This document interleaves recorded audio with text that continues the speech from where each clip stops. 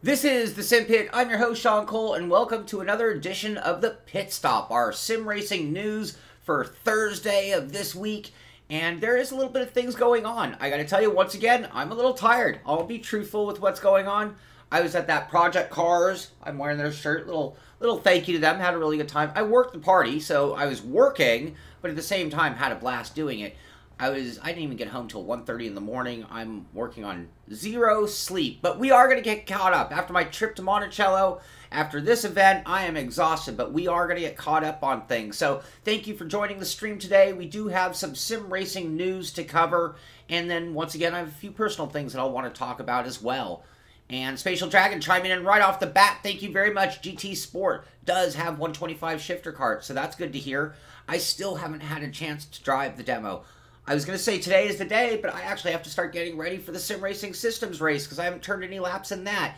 So far behind. But let's get on to the news. We'll talk about what's going on. We'll talk about what's going on in your guys' sim racing lives as well. And you let me know. You have anything out there that you think the world needs to know about sim racing news? I don't care what it is, as long as it's sim or even racing related. Let's talk about it. Let me know what you found out there in the world. I only have so many tentacles out there in the world reaching around for stories. You might have even more than I do, or know more about any of the stories we're going to talk about than I do, and I really appreciate when you chime in with your opinion. Anyway, let's start off with Project Cars 2. So this was a whole thing. Their affiliation with Hot Wheels, 5 cars that are going to be coming out, so it's going to be some DLC Hot Wheels cars. And somebody in the chat yesterday said, well, I guess that sure shows you where it is on the scale between sim and arcade. Anyway, as it turns out, we have a picture here of the Mercedes, and it is very much a Mercedes AMG. It's not some over-the-top Hot Wheels car like you'd expect. So what it is really some branding. It's a branding opportunity. Well, what does that mean? Well, here's a great example. So right here, I have that car in a Hot Wheels blister pack. Kind of hard for you to see. I'm not going to take the car out of the pack because I only have one, and I'm going to keep it just like this. As much as I want to play with it, I'm going to leave it like this for a while. And that is that exact car. And they're going to be doing another model for each of them. So, here is my point. Right here on the top, it says Project Cars 2. So, every kid going into, I was going to say Toys R Us, but they're going out of business. Hello, Columbia. Hello, everybody. They're going to be able to buy this car. And they're going to be able to subliminally get that message, Project Cars 2. And even if they're not ready for sim racing, it's going to start making an impression in their head. So that when they do get to the point where they recognize the word Project Cars 2, they're going to associate it back to the car. That is cross advertising. That is marketing to a new group. And it looks like there are going to be 10 cars in this series. I only know of 5 that are coming to Project Cars 2. Let me see if we have more on that. So that is actually the Matchbox that I'm holding right here that we're looking at on the screen. So I don't have to take it out of the blister pack. I'd like to see some brake lights on that. That's pretty bare on the back. That is about the barest Matchbox I've ever seen. Just to be perfectly honest. Then we got, what's that, a BMW M1 it looks like. Mercedes. And they were driving these cars at the party last night. And because I was working, it was kind of hard for me to get you any great footage. But this shows that, look, that one there, a little tiny Hot Wheels sticker right on the fender. That's it. It's not, I mean, I was kind of expecting these, like, engines sticking out of the hood and giant flares and lifted race cars, I guess. I mean, Hot Wheels is what I was thinking. So that kind of goes back to what we were talking about yesterday. Does that change whether it's arcade or sim? Well, this car pack is very much sim. So, that's kind of cool to see. Here you go. There's their 190e M1 Pro car, Audi R8, Mercedes GT3, the one I showed you, and the Acura NSX. And last night they had some pros racing, the Sims. They had some sim guys there, a bunch of people. It was a really fun party. I had a great time. So that is one of the things that I wanted to mention about Project Cars. The other is October 22nd is the next round of the ESL version of Project Cars. I do not know what it takes to get involved, but if you go to their Twitter feed, you can follow that link, the bit.ly link, and it'll take you to this page here, and you can find out if this is something that you can run or that you want to just tune in for the news and know what's going on. Did I accidentally say Matchbox? No, we were talking Hot Wheels. If I said Matchbox, I am very sorry. Very much Hot Wheels, not Matchbox. Opposite company. That's like saying Ford versus Chevy. Forza drone. I have a drone story. I'm sure some of you, it's not really a drone story, but I'm sure some of you saw it. We're going to get to that in a moment as well. I am also having a ton of fun with PCars too, Michael. Oh, hi, Michael. Hi, everybody. Welcome to the show. Welcome to the Pit Stop, where we're going to be talking sim racing news and just talking about it. I mean, not just covering the stories, but talking about them. I've had a lot of fun with Project Cars 2. I got a whole nother session last night driving it a ton, and it brings some elements into sim racing that no other sims do. And for those who want to hate, a friend of mine invented a word yesterday, sim racist. For those who are really into their sim and want to find flaws with the other, there's no denying that Project Cars 2 is bringing new elements into sim racing that, as a result, other sims will copy, emulate, whatever you want to call it, be influenced by, be pushed to bring certain elements because, well, if Project Cars 2 had this incredible rain and water on the track and puddling on the track, why doesn't every sim? And that will be an influencer. And I'm just, you know, again, I'm wearing the shirt.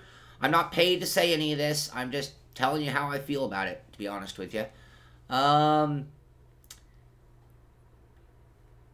And any VR setting tips for PCars 2? No, but I'm actually getting a VR unit in-house right now. We were using the Vive last night. I've got a lot of experience with the Oculus.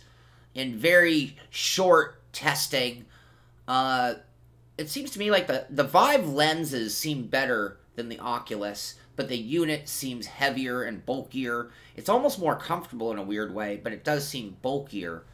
But I'm going to be getting an Oculus in here and do some work, and see what we can get to maximize things and do everything we can to get the most out of it, Andres. Puddle sound effects. Yeah, it would be cool to have more diversity there. There you go, Michael. Good point. Check out Gamer Muscle. He's sort of the king of VR at this point. H-Car, people are already talking about the season in SRS coming up. I am so pumped for tonight's race. So we're going to get to that a little bit in a moment. Normal, no, I have not. I'm guilty of not getting to it. I'm dying to get to it. But I'm so far behind being out of town at Monticello. I saw somebody had mentioned they just saw that video. Cool, cool. Glad you got a chance to see it. Thank you very, very much, Stan. Okay, Stan brought this up, so I'm going to take a little personal diversion. I'm going to come back. Nah, we'll get to that in a moment. I'm going to leave that as a teaser. Thank you, Stan. I'm going to tell you all what I'm talking about in a moment. And looks like lots of people chiming in with Project Cars 2. And overall, I can tell you that I look forward to playing it. Project Cars 2's career mode is fun. Again, it brings some elements of sim. Am I saying that it's iRacing? No. Am I saying that it's Assetto Corsa? No. But I'm also not saying that it's better or worse when I make that statement. It's different. It's for a particular group of people. And I think the people that recognize that and get it are going to be really happy. And those who want it to be something else, well, again, just like many things in life, if you're looking for the opposite, you're not going to be happy. All right, let's move on from Project Cars 2, because I know we're going to be talking about that a lot more in the near future. This picture was on Formula 1, and I'm not going to talk about Formula 1 today. I've been talking about all their eSports. This picture by Jack Nichols, who ran in that F1 eSport, has this picture. And I want to know how many of you out there can identify with this picture. Not just the helmet, not just the, I don't want to call him naked, but the shirtless kid sitting at a desk, probably his dad's work desk, driving with a flight stick. That looks like either IndyCar, I think that's Grand Prix Legends, actually. So that would be like 1998-ish. And I wasn't this young in 98, funny enough.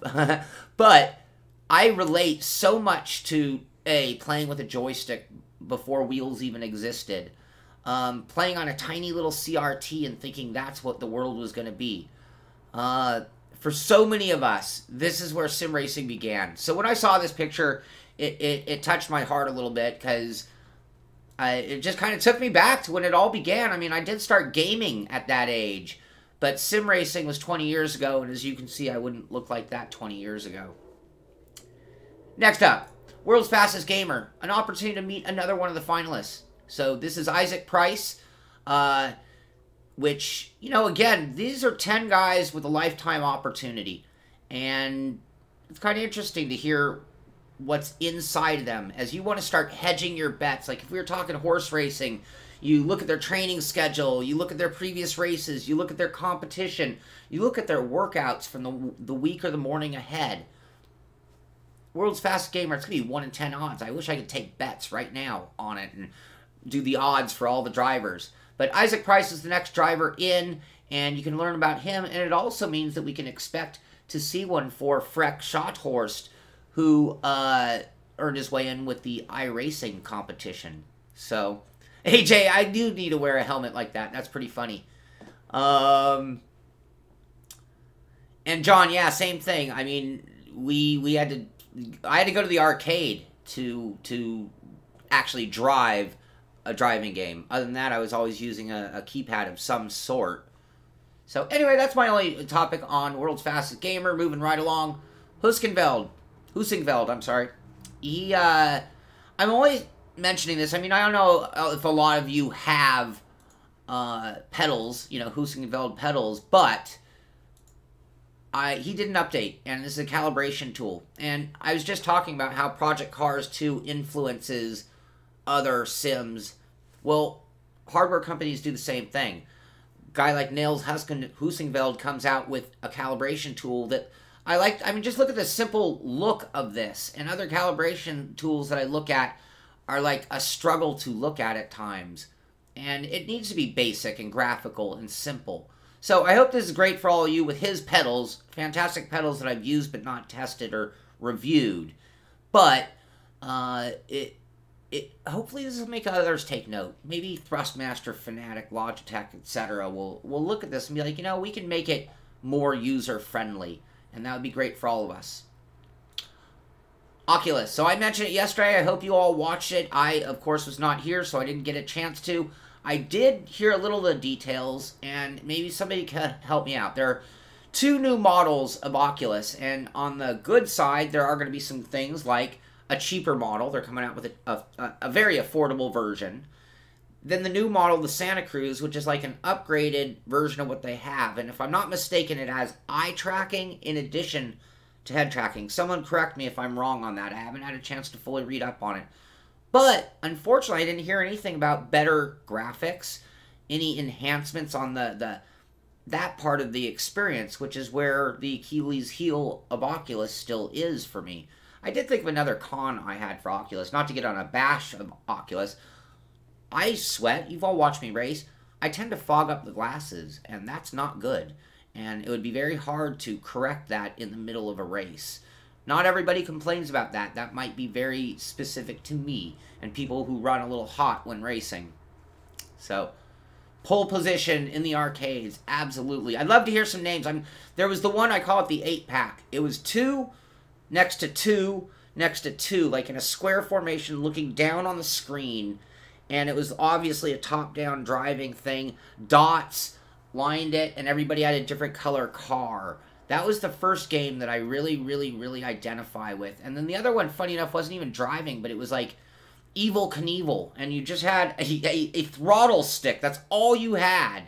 And you would jump buses. You'd go 1 line, 2 line to build up speed. You had to guess the right speed so that when you ramped, you had to land on the other ramp. Otherwise, you crashed. But that was a very fun game that really started getting me into the whole sim racing in general, and identifying my love for cars and speed and racing came at that very early age. It just took me a long time to find my platform or media. So, Fat Shark FPV goggles. I've used a different version of those for drone flying, William. I've used the, what were they called? Lipitch?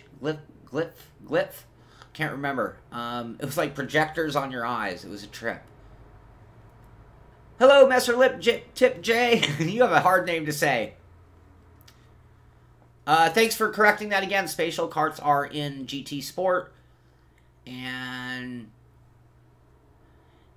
Michael, the eye tracking could actually be a little bit of a game changer on certain things for me, because even when you're turning your head, you're leading with your head, not your eyes. And when we drive, we lead with our eyes, and then our head follows. That's the way the human works. Your eyes move, and then your head follows.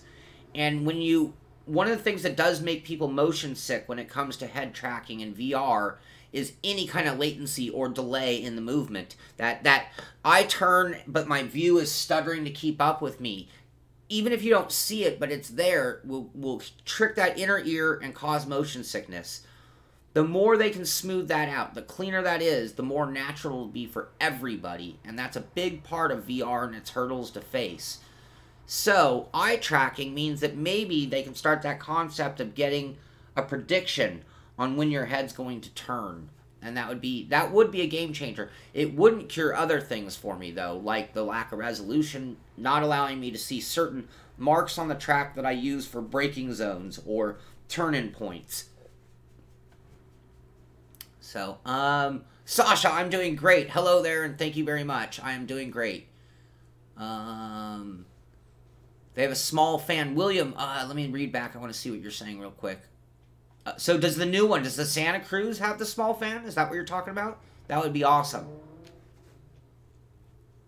Better FPS would always be a big help. And lowering the resource load, so that maybe with better FPS also comes the ability to not need as state-of-the-art equipment just to run it at that level.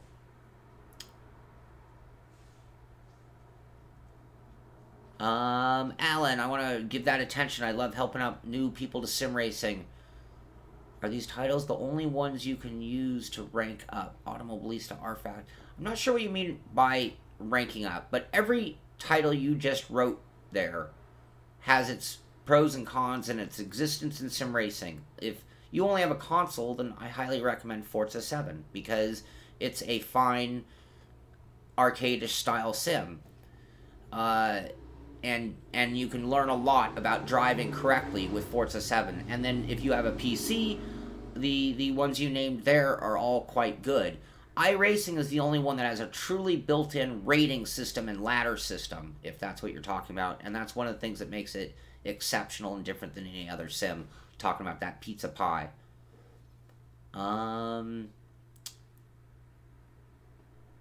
Yep, I like the idea of a cheaper one. That's going to be good, get people into the market. But again, if it's slower or anything else, it won't be good. Michaela, I'm going to get to that in just a moment. I will answer your question in just a moment. Spatial, and that's, I think, the future. We talked about the future of VR. You know, are we going to have a pass-through, look-through? Are we going to be able to map things into our world? So, I mean, theoretically, I could pinpoint the positions of fixed buttons, like button boxes, maybe not the ones on the wheel. And there's no reason there can't be a green outline of where my button is. And it's so good dimension and spatially that I should be able to reach out and touch it. And Jay Coulter, you know, if you guys, a couple of weeks ago, me and Gamer Muscle did a whole topic on the future of VR.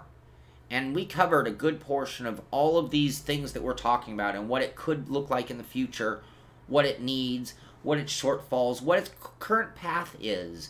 And it was a really great discussion. And we covered a lot of this in some really, really good detail. Alright, a couple more stories to go.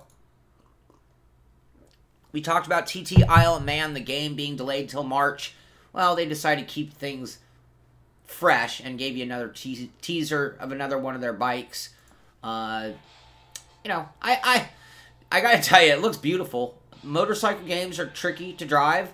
I'm looking forward to it because it's Isle of Man. I mean, you can't deny how cool that is. And but at the same time, we will have to see what it brings to the table. All right, next story up. RFactor 2, ever since Studio 397 got involved, they have been on a terror. A lot of updates to the sim that have really taken it from where it was to where it is now, and that's a big leap. And RFactor 2 is on a good evolution path right now. And right now they're kind of doing a lot of work on switching from DirectX 9 to DirectX 11. And this Yibis is like, you know, there are apps you could buy to help you in everything in computers. So, you know, I use a program for editing. I can buy apps that enhance the program. You know, I use Adobe Premiere for editing. I can buy third-party apps that add to the Adobe product. Same thing here. Incorporating Yibis is sort of a shortcut, a tool to facilitate that move and getting some things like, I mean, look at this. We're talking about, here I have this picture. No, I don't. That was my thumbnail.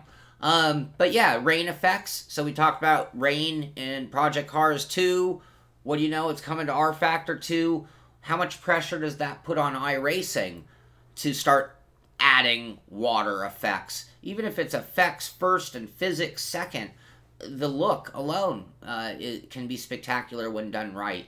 And as a driver, we want everything. Yeah, that's right. I want everything out of my Sims. And I think that's going to be this week's topic, by the way. I think I just confirmed it in my brain. This week's topic on the Sim Tunnel, Saturday morning at 10 a.m. Pacific Standard Time, is going to be making the perfect Sim pizza. And what do I mean? It's going to be a slice from various different games. Each slice, instead of having pepperoni or sausage, it's going to have graphics. It's going to have effects. It's going to have sounds. It's going to have physics. It's going to have a bunch of different slices. I don't know how many slices are in this pie just yet. And I'm going to want your input on what games and Sims offer slices to the pie. But that's going to be Saturday's topic, making the perfect Sim. And I know if we made that perfect Sim, there's no computer that's going to be able to run it. It would take way too many resources. And that's certainly one of the hurdles that the software guys are facing. So, alright, last story, and then I'll move on to personal things, and we'll bring today's show to a close. This is a really cool video. I'm sure you saw it, and if you didn't, I'm putting it up because I love it. I love RC cars, planes. I love drones. I love racing. And it's always fascinated me that really an RC car, other than, well, even you can run a nitro, it's a real car.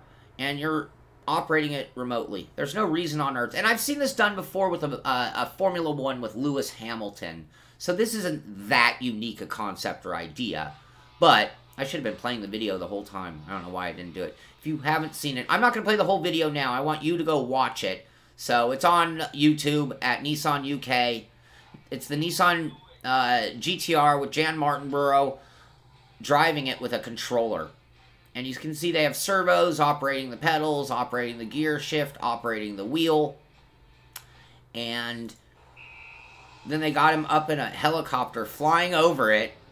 That's why I was laughing about the word drone. I'm not sure who's the drone here. They're following the car. Wasn't the original Formula 1 Lewis? Who was it? Who was it? Help me out. Hi, English guy in France.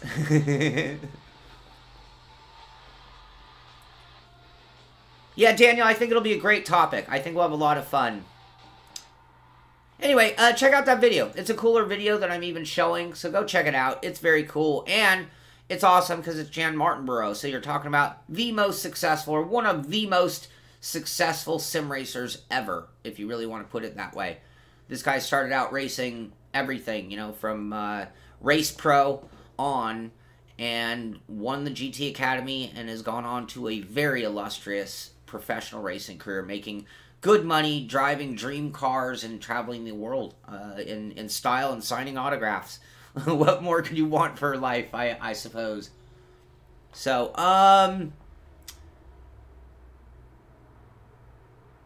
yeah, I'll check that out on the drone. I'm a big drone fanatic. That's something else I wish I had more time. I've got mine sitting over there in its case, ready to go. I just need the time to fly. And, alright, you guys are all caught up. Let's move on to personal agenda. I always have an agenda, in a good way. We're going to talk about sim racing system. I'm going to talk about this probably every show from now on. Tonight at 6 o'clock p.m. Pacific Standard Time is our first race. We are running the Ferrari 312. We are running the first race at Zandvoort. It's the current version, but anybody who's a big sim racing fan loves Zandvoort. It is a very fun, very hard to drive track. I didn't do my setup shop yesterday. I didn't do an attack the track, and I feel badly about it. And at the same time, I don't have enough practice. So today I will go live. I'm going to go live in about another hour at about 10:30 and do probably an hour of just practice, and we can talk about setup and try to work on it. I don't know how much we're going to be able to do in an hour. I'm more going to focus on nailing the driving line than the setup, because on short notice that's going to go a lot longer. If there's anything horrible about the car, we'll see if we can make some adjustments. Maybe we'll get lucky and somebody of brilliance will get in the room and help us out. But we might be on our own. But I will do that in an hour just to give you all and myself, selfishly, help on that topic. So, but tonight is the first race. And I'm going to keep promoting the series because it's a lot of fun and I want as many of you to join in and race with us. You need Assetto Corsa. So if you don't own it, you need to buy it. You will need the Ferrari 70th Anniversary Pack. If you don't own it, you'll need to buy it. That has the car. Other than that, all the tracks are free. Looking at the schedule, Zandvoort, Spa, Nordschleife, and Monza 66, that's races 1, 2, 5, and 6, are all default tracks. Fuji and Riverside are downloadable, but you'll need an account at Race Department.